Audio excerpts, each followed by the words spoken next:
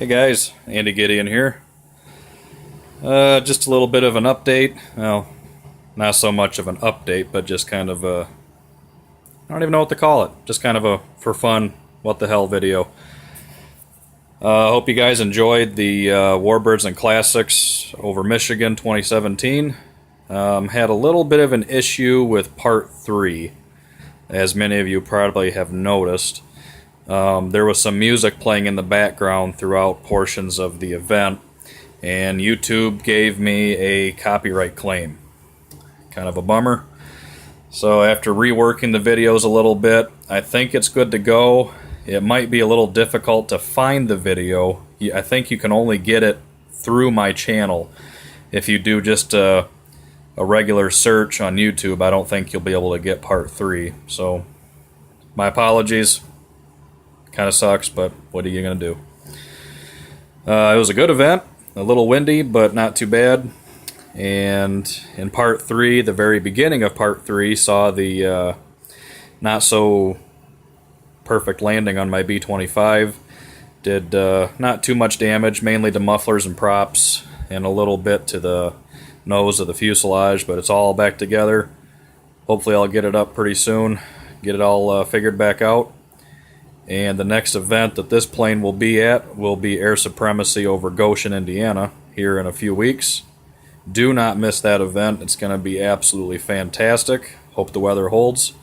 It used to be Air Supremacy over Elkhart, but they've since moved it to the Goshen Airport, which is 100 times better flying site. Now it's on a full-scale grass runway.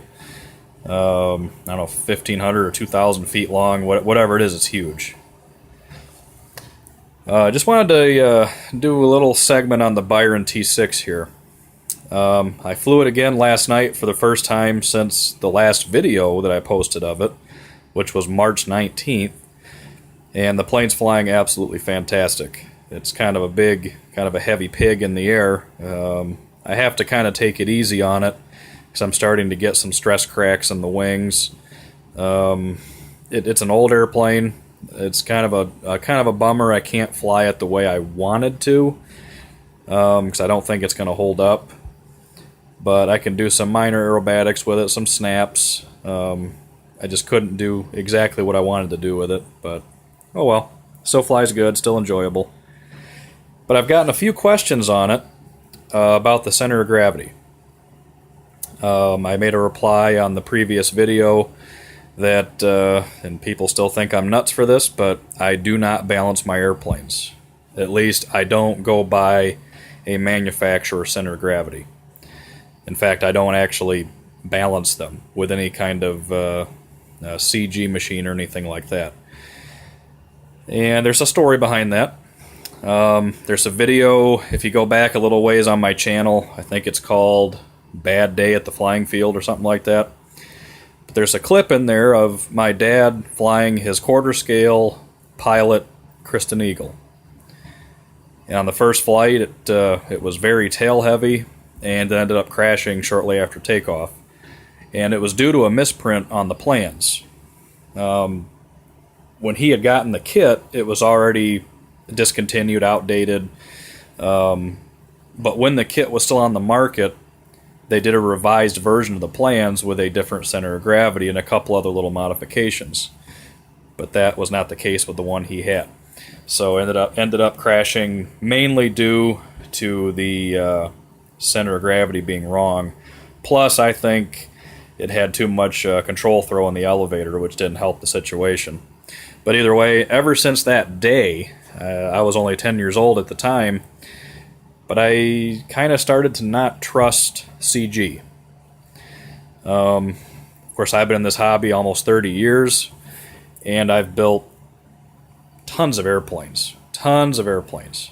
So when I build a plane like this, or putting one together, I don't necessarily balance it. But I can tell just by, when the airplane's put together, just by picking it up in certain areas, mainly by the wing or the center section, I can get a feel for the airplane and tell if it's close. And this method has never bitten me in the ass yet, but I also enjoy kind of the it's exciting for me, terrifying at the same time, but it gives me somewhat of a feeling that the pilot of the full scale would have felt during this airplane's prototype first test flight. Because the engineers, like let's take the T6 for example, the engineers at North American said to the test pilot, it should be good to go. All of our measurements say that it should be balanced here, everything's good, it should fly great. But the test pilot has to rely on a what if, and also relies on his piloting skills to be able to maintain the airplane if it's not correct. So that's kind of how I do it. For another example, when I originally built the Panther 2 winters ago, I knew it was going to need nose weight just because my turbine, as I said in the past, is mounted further back because I have a shorter tailpipe. So I knew that I was going to need some weight up in the nose. So I put some weight in the nose, just kind of picked it up right by the center section without the wings on it, just kind of picked it up and got a feel for the airplane and figured I was close. So I don't recommend that method to anybody because some airplanes do not fly very well even if they are just slightly out of balance, either nose heavy or tail heavy. But that's kind of one of my favorite things in this hobby. I enjoy airplanes that don't fly well. It kind of sounds stupid, but I like planes that you got to be on your toes. That's kind of why I got out of aerobatics, because you've flown one extra, you've flown them all. But all my Warbirds all fly different. Even I have 2 P-51s, different manufacturers, and they both fly totally different. And I enjoy that. It requires flying skills that a lot of pilots do not have to be able to rely on just the feel of an airplane after you build it, guesstimating that your balance is right. So in a way, for me, I have to be the engineer and the test pilot on a lot of these airplanes because the T6, I'm pretty sure it's a little bit nose heavy. There is no added weight, but the way it flies, it feels like it's a little nose heavy, especially on landing. It kind of has that nose heavy feel to it. When I go to flare, the nose really wants to push itself back down, and it is a little shit to land. I put 3 flights on it last night, and the third flight was the best because the first 2 landings I did were at full flap, and at my home field here in Kalamazoo, we have a very short runway, and this plane likes to land with a little bit of speed.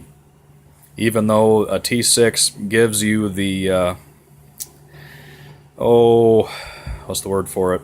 The plane lies to you big time on how slow it will fly. Because it has such a big wing, the airplane will slow down incredibly, but then at the drop of a hat, it will roll over on its back and you crash the airplane. So I found out on the third flight. So for those of you that have asked me questions on the Byron T6 in the past, what I have found best is if you have the option to land it with a little bit more speed than you would normally think you'd have to, versus landing a P-47 or a P-51, land it with more speed, and I had better success with only half flap versus full flap. So that's just my personal experience with the airplane, and also, who knows where the actual balance is. It might be nose heavy, it might be tail heavy, that might have a lot to do with it. But it flies good for me now that I've figured out how to fly the stinking thing. So that's just kind of to clear that up. Because I know there was a few questions a while back about the balance of the airplane and how well it flies, and it really does fly good. For this plane was probably built when I first started flying model airplanes, which was 1991. So it's an old airplane. It's amazing that it's still here today and somebody's able to enjoy flying it. So just kind of getting geared up for tomorrow. Right now it's Friday. I was planning on going to the Windy City Warbirds, took the day off and everything, was going to be there today and tomorrow, and just wasn't feeling it, didn't feel like making the drive, so decided just to monkey around down the shop for the day. So probably going to go up to Cards Field tomorrow, or my local field here in Kalamazoo, and fly the Mustang. Haven't had that out yet this year. And I have this nice new Cardin Extra 300, 35%, that I finished, that it was ready to fly last fall and just never got around to flying it. So probably might get that out tomorrow. It's supposed to be kind of windy, so that'll be a good windy day airplane. So, alright, if there's any issues with the part 3 for the Warburton Classics video, leave me some comments. Let me know if it's not only is it working, because obviously it works for me because I go through my channel, but are other people able to watch it on different devices, whether it be laptop, smartphone, iPad?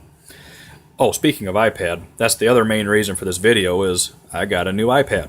So I'm just kind of testing it out to see how the video works on it. So, alright guys, take care. Later.